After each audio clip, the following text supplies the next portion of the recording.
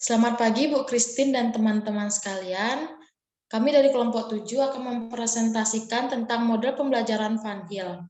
Anggota kami terdiri dari Agatha Stefani, NIM 201134133, Francisca Dita, NIM 201134108, Priscilia Louis, NIM 2011342, dan saya sendiri, Veronica Cynthia Dewi, NIM 191134032. Rangkaian presentasi. Yang pertama, sejarah modal pembelajaran Van Hill.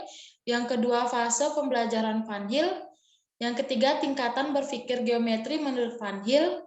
Yang terakhir, karakteristik pembelajaran teori Van Hill. Yang pertama, sejarah model pembelajaran Van Hill akan dibawakan oleh teman saya.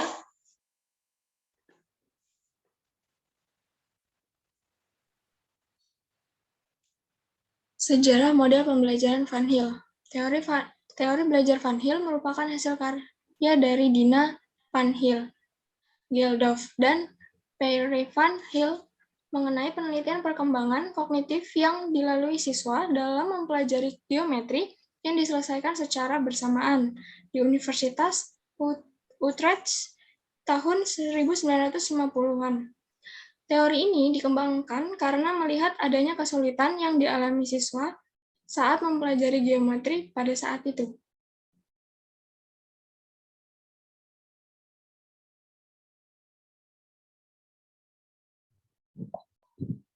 Tahap berpikir geometri menurut teori Van Hill.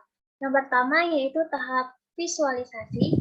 Pada tahap ini, siswa mengenal bentuk-bentuk geometri hanya sekedar berdasarkan karakteristik, visual, dan penampakannya, namun belum kepada memahami dan menentukan sifat geometri. Misalnya, kita seperti ajukan pertanyaan, mana kubus, mana balok, mereka dapat menunjukkan atau mengenal, namun belum dapat menyebutkan sifat-sifat atau karakteristik dari bangun-bangun geometri tersebut. Yang kedua yaitu tahap 1 analisis. Pada tahap ini, siswa mulai dapat mengenal terhadap konsep dan sifat-sifatnya, namun belum dapat melihat keterhubungan antara beberapa bangun-bangun geometri. Nah, contohnya, siswa sudah dapat mengatakan bahwa kubus memiliki 6 sisi dan 12 rusuk. Suatu bangun merupakan persegi panjang karena bangun itu mempunyai 4 sisi yang berhadapan, sama panjang dan sejajar, serta semua sudutnya siku-siku. Tetapi, mereka belum mampu mengetahui hubungan yang terkait antara suatu bangun geometri dengan bangun geometri lainnya. Tahap 2 yaitu dedukasi informal. Pada tahap ini, siswa sudah dapat melihat hubungan-hubungan sifat-sifat suatu bangun geometri dan antara beberapa bangun geometri. Siswa sudah mampu mengetahui dan menarik keterkaitan hubungan tersebut. Contohnya, siswa sudah dapat memahami bahwa setiap persegi juga persegi panjang, persegi panjang juga jajar genjang. Namun, kemampuan mendeduksi ini masih tahap awal. Anak belum bisa menjelaskannya secara rinci. Siswa belum mengerti deduksi logis yang merupakan metode untuk membangun geometri. Next.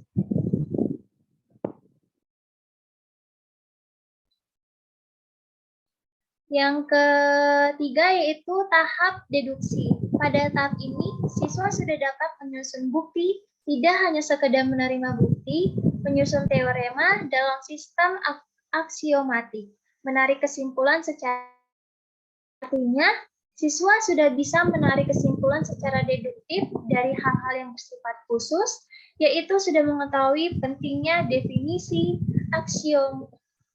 aksioma, dan teorema. Contohnya, untuk menunjukkan bahwa jumlah sudut-sudut dalam jajar genjang adalah 360 derajat, maka secara deduktif dibuktikan dengan menggunakan prinsip kesejajaran. Namun, pada tahap ini, siswa belum mengetahui mengapa sesuatu itu dijadikan aksioma atau teorema. Yang terakhir yaitu tahap paling tinggi, yaitu tahap 4 rigor, atau tahap keakuratan. Pada tahap ini, siswa bernalar secara formal terhadap saling keterkaitan antara bentuk yang tidak aksioma, definisi, teorema, dan pembuktian formal dapat dipahami. Artinya, pada tahap ini, siswa sudah mampu memahami pentingnya ketepatan dari prinsip-prinsip dasar yang melandasi suatu pembuktian, dan sudah mengetahui mengapa sesuatu itu dijadikan postulat atau dalil. Contohnya, siswa pada level ini sudah menyadari bahwa jika salah satu aksioma pada suatu sistem geometri diubah, maka kemungkinan seluruh sistem geometri tersebut juga akan berubah. Next.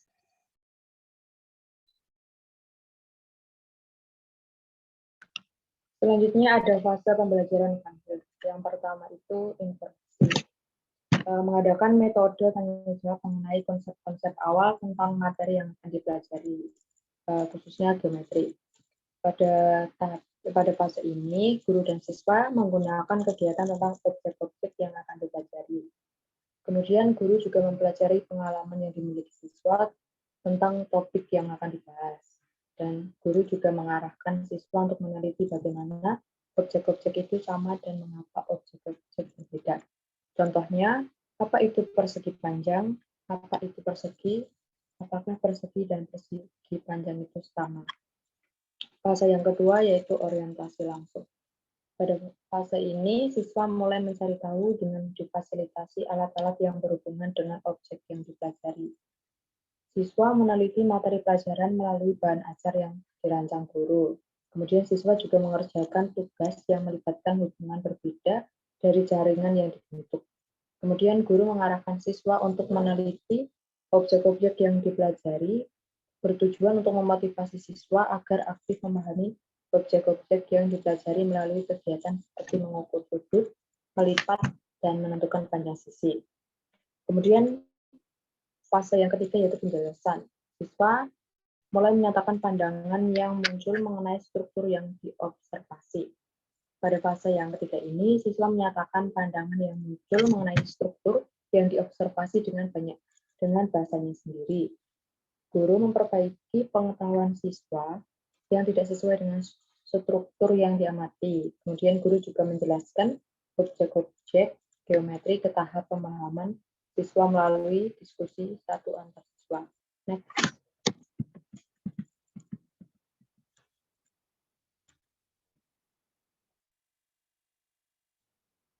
Lanjut.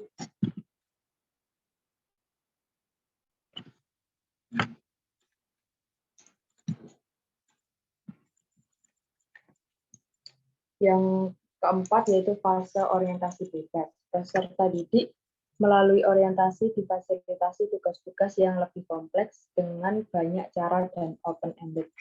Pada fase ini, siswa dihadapkan dengan tugas yang lebih kompleks, yang memerlukan penggunaan konsep-konsep dan relasi yang dipakai sebelumnya. Selain itu, siswa akan memperoleh pengalaman untuk menyelesaikan masalah dengan menggunakan strateginya sendiri. Kemudian guru juga memilih materi dan masalah-masalah yang sesuai untuk meningkatkan pengetahuan siswa. Pada fase yang kelima yaitu integrasi, siswa meninjau kembali dan meringkas apa yang telah dipelajari. Guru membimbing siswa dalam mengambil kesimpulan terhadap materi yang telah dipelajari, kemudian siswa mencapai tahap berpikir yang baru. Siswa siap untuk mengulangi fase-fase belajar pada fase ini. Next.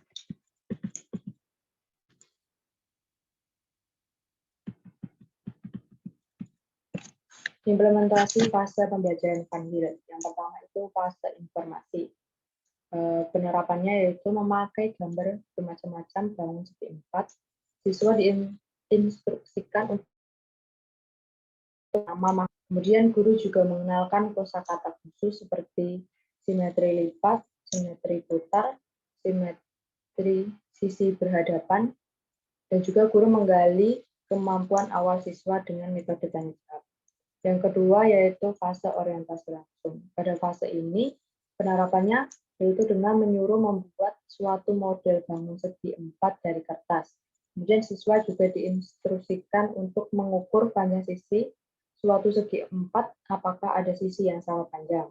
Kemudian siswa juga diinstruksikan untuk mengukur diagonal suatu segi 4. Apakah diagonalnya sama panjang? Kemudian pada fase yang ketiga yaitu penjelasan. Pada fase ini siswa diminta untuk mengelompokkan segi 4 berdasarkan sifat-sifat tertentu. Seperti yang pertama, segi 4 yang mempunyai sejajar. Yang kedua yaitu segi 4 yang mempunyai sudut-sudut siku. Yang ketiga yaitu segi yang mempunyai sisi sama panjang. Kemudian pada fase yang keempat yaitu guru menyediakan tugas yang dapat dilengkapi siswa dalam cara yang berbeda dan membuat siswa menjadi lebih cakap dengan pengetahuan geometri yang sudah diketahui sebelumnya. Dengan menggunakan potongan segitiga, siswa diminta untuk membentuk segi 4 dan menyebutkan nama segi 4 yang telah dibentuk. Yang terakhir yaitu integrasi. Pada fase integrasi ini, siswa dibimbing untuk menyimpulkan sifat-sifat segi 4 tertentu seperti sifat persegi adalah sifat persegi panjang dan juga sifat belah ketupat. Lanjut.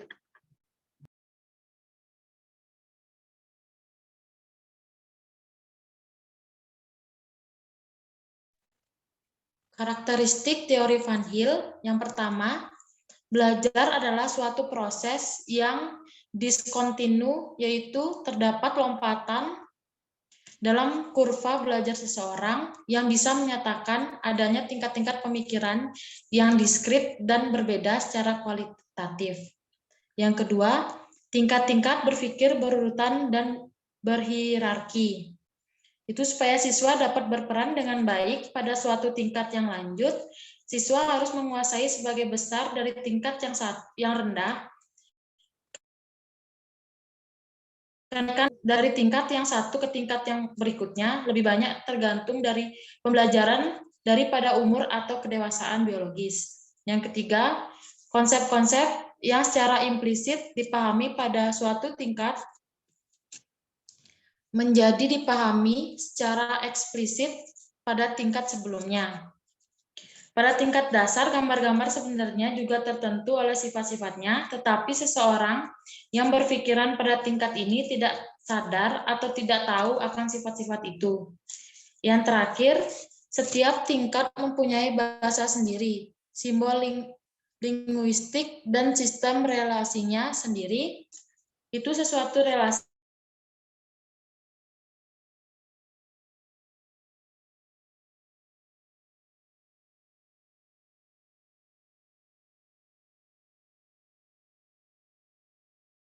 dan yang satu tidak dapat mengikuti yang lain.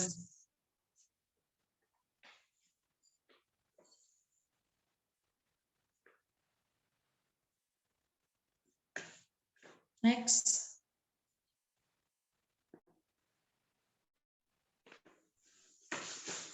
Kelebihan model pembelajaran Van Hill.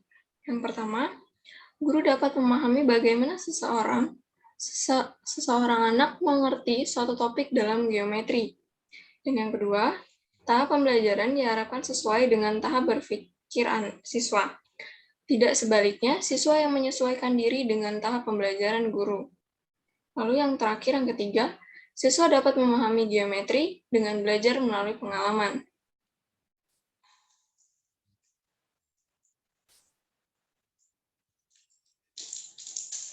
Selanjutnya, kekurangan model pembelajaran Van Hill.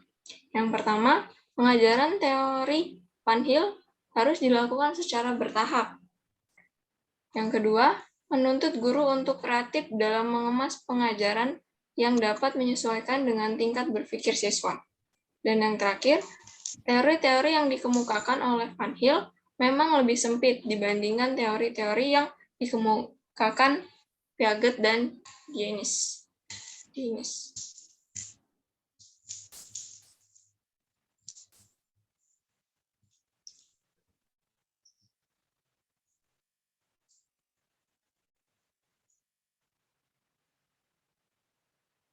Sekian dari kelompok kami, terima kasih.